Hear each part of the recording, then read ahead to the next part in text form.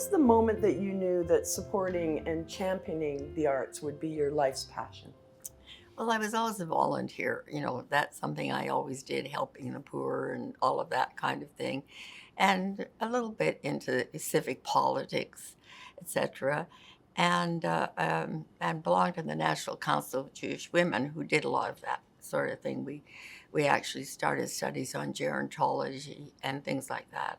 And I rose to the ranks of vice president of the national organization there, and did things in my own synagogue, actually. And I became a branch president and all of the leadership. But, when I started out just being assistant president, I was scared to death to even speak or anything. And a wonderful woman said, "I'll help you." She was the president. She said, "I'll help you. I know you have potential and I want you to run." And so I did it, and she helped me. And from then, they wanted me to move to the branch, which was another rise in the hierarchy. And for the Synagogue National Women's League. And they trained me. There was, training in those days. And all of those things helped me. So when others believed in me, then I had to believe in myself, because I was scared to death at all. I actually took a Dale Carnegie course because I was afraid to speak. It's the most fun I ever had in my life. It was really funny. What would you say your greatest skill is through all of those philanthropic endeavors? Organizing. Organizing, right. Artists are not good at organizing. But I started with other organizations first, and they taught me that. There was a national president, and then the vice president, and then there's the president of the section of the city that you're living in, and that sort of thing. And then you rose slowly up the ranks. Yeah. And but my mother had taught me about the arts at home, and I love the arts, and I attended a lot of art occasions, singing, dancing, ballet, all of it, opera, and just went as an observer, an audience.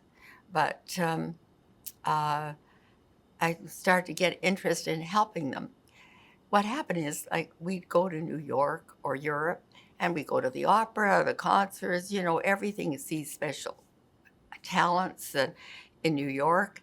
And I said, why can't we have all this here in Calgary? We can have it in Calgary. We did have, I wasn't that involved, but I got involved so I could help make it greater, I thought. And then, of course, I got moved up to provincial and doing various things in the province. And then I was recognized by the National Arts Center. David Layton was someone I knew, and he called me and said, "I want you to sit on the board." And I was in my 70s by that time. And I said, "I'm too old." And he said, "What should I say?" He was older. So I got on the National Arts Center board, and I loved it. And, well, you volunteered and given a lifetime of hours to volunteering. What has volunteering given back to you? Everything. My friends, people, like-minded people. I was chairing the Philharmonic. I was the vice chair in the Philharmonic in charge of special events. And so I was, organizing ball and did things at the convention center where we had featured the arts, but it was like a fair. We had railway trains and things like that at the convention, that sort of thing, really big stuff. And we were selling Christmas trees. So one of the women who was a Mormon, and me as a Jew, said to me, if we want to sell the Christmas trees, they can really raise a lot of money for the Philharmonic. We can go to Atlanta, Georgia, and they have a session there. We can we can join and learn how to sell the Christmas trees. I said, okay. And I was thinking, what was my mother going to think, me with Christmas trees?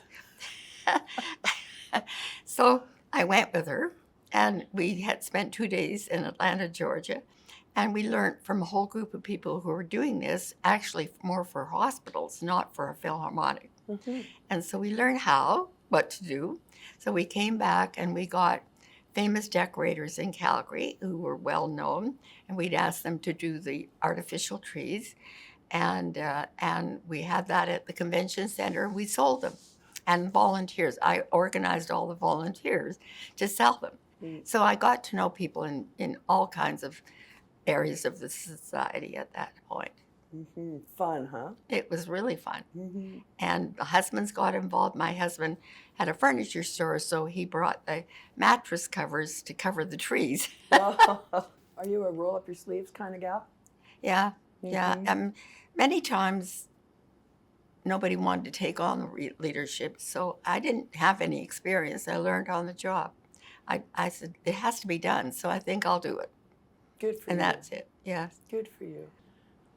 What does engagement in the arts contribute to our culture, to the strengthening of our culture as Canadians? I think it's very important. You know, the arts bring people together. You go to a concert, and when you see the hall is full, you really feel wonderful. And, you know, I haven't much to do with it anymore, but when I go to the concerts now in the heart, I'm so happy to see that the classics are still being recognized. Mm-hmm. I feel it's very important. Even to young artists today, everyone should know the classics first. Then they can do all the rest, and they'll do it better. Mm-hmm. And I really feel it's a base. It's important. But I love the classics, and so I attend many concerts. It keeps me alive today. That's what I do. Fills you with joy. And I join their committees, you know, when they have, you know, they call them by different name, Confluence or whatever it is. I join those committees, and they entertain us with smaller events, and it's wonderful.